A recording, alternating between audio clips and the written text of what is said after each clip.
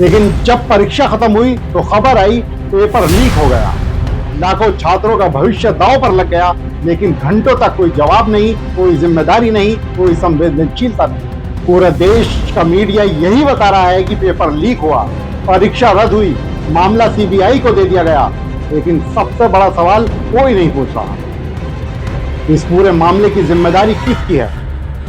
देश का शिक्षा मंत्री आखिर कर क्या रहा है? आदाब, मैं आगा खुर्शीद खान। देश में फिर वही हुआ जिसका डर लाखों छात्रों और उनके परिवारों को हर साल सताता है। एक बार फिर नीट की परीक्षा सवालों के घेरे में है। एक बार फिर लाखों मेहनती छात्रों के सपनों पर किसी ने सौदेबाजी की है, और एक बार फिर देश की शिक्षा व्यवस्था कटघरे में खड़ी है। 22 लाख से ज्यादा छात्रों ने दिन रात मेहनत की। किसी की मां ने अपने गहने बेचे, किसी पिता ने कर्ज लिया, किसी छात्र ने दोस्तों से दूरी बना ली, सोशल मीडिया छोड़ दिया, सिर्फ इसलिए कि उसका डॉक्टर बनने का सपना पूरा हो सके। देश के शिक्षा मंत्री हैं धर्मेंद्र प्रधान, लेकिन ऐसा लगता है जैसे शिक्षा मंत्रालय सिर्फ ट्वीट और प्रेस कॉन्फ्रेंस तक सीमित रह गया है। इतना बड़ा घोटाला हो गया, लाखों छात्रों का भविष्य दांव पर लग गया, लेकिन घंटों तक कोई जवाब नहीं, कोई जिम्मेदारी नहीं, कोई संवेदनशीलता नहीं। ये पहली बार नहीं है। जब से धर्मेंद्र प्रधान शिक्षा मंत्री बने हैं, तब से लगातार परीक्षाओं पर सवाल उठ रहे हैं। कभी पेपर लीक, कभी रिजल्ट विवाद, कभी भर्ती परीक्षा घोटाला। ऐसा लगता है जैसे देश की परीक्षा प्रणाली माफियाओं के हाथों गिरवी रख दी गई। सबसे हैरानी की बात यह है कि पेपर लीक कोई छोटी घटना नहीं होती। इसमें कई स्तर पर लोग शामिल होते हैं। या तो पेपर बनाने वाली टीम से जानकारी बाहर जाती है, या फिर प्रिंटिंग प्रेस से पेपर बाहर निकलता है, फिर वो कोचिंग संस्थानों तक पहुंचता है, फिर गैस पेपर के नाम पर छात्रों को बेचा जाता है। दावा किया जा रहा है कि इस बार भी ऐसा ही हुआ।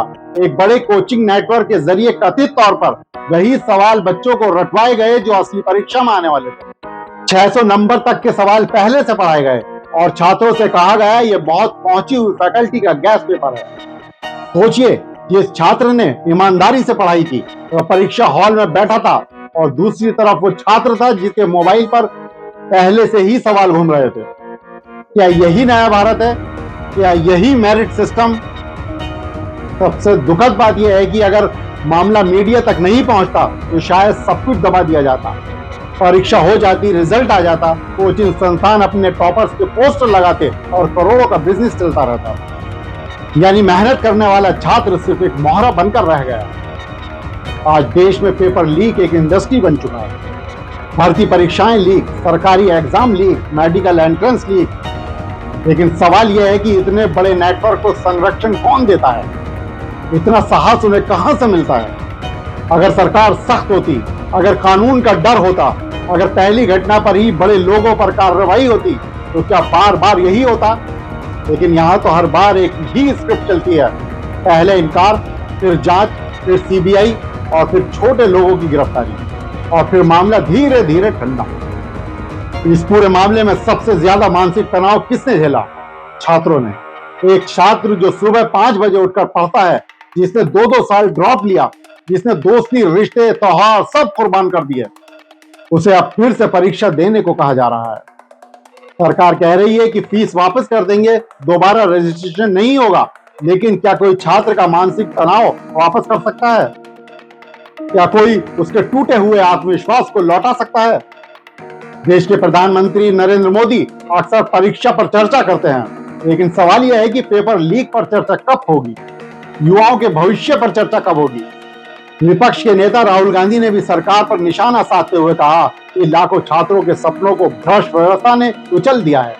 उन्होंने कहा कि अगर भविष्य मेहनत से नहीं बल्कि पैसे और पहुंच से तय होगा, तो फिर शिक्षा का मतलब क्या रह जाएगा? और यह सवाल सिर्फ राजनीति का नहीं है, यह सवाल देश के भविष्य का है। क्योंकि जब एक छात्र सिस्टम पर भरोसा खो देता है, तो सिर्फ एक परीक्षा नहीं टूटती, देश का विश्वास टूटता है।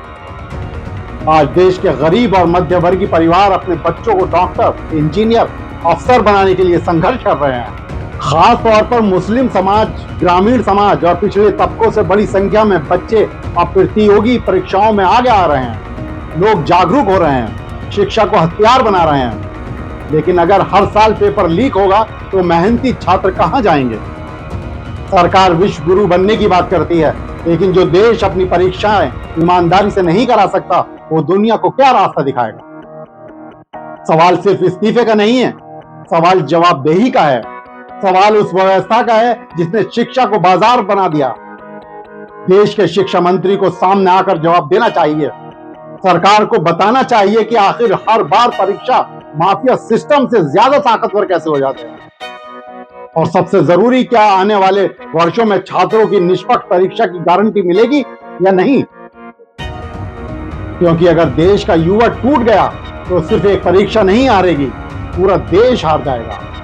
लेकिन सवाल यह है, आखिर कब तक छात्रों के सपनों की नीलामी होती रहेगी? कब तक मेहनत करने वाले बच्चे सिस्टम की लापरवाही की सजा भुगतते रहेंगे? कब तक पेपर माफिया सरकार व व्यवस्था से ज्यादा ताकतवर बने रहेंगे? देश के युवाओं को जवाब चाहिए। उन लाखों माताओं पिताओं को जवाब चाहिए जिन्होंने अपने बच्चों के भविष्य के लिए सब कुछ दांव पर लगा दिया। क्योंकि ये सिर्फ एक परीक्षा का मामला नहीं है, ये भारत के भविष्य का सवाल है। अगर अब भी सरकार नहीं जागी, अगर अब भी जवाबदेही तय नहीं हुई, तो आने वाली पीढ़ियां सिर्फ डिग्री नहीं, सिस्टम पर भरोसा भी खो देगी। और जिस दिन देश का युवा उम्मीद हार गया, उस दिन सिर्फ एक छात्र नहीं टूटेगा, भारत का भविष्य टूट जाएगा। दोस्तों, वीडियो को ज्यादा से ज्यादा शेयर कीजिए ताकि छात्रों की आवाज सत्ता तक पहुंच सके। चैनल को लाइक, शेयर और सब्सक्राइब जरूर करें और देखते रहें मुस्लिम टुडे, आपकी अपनी आवाज। शुक्रिया।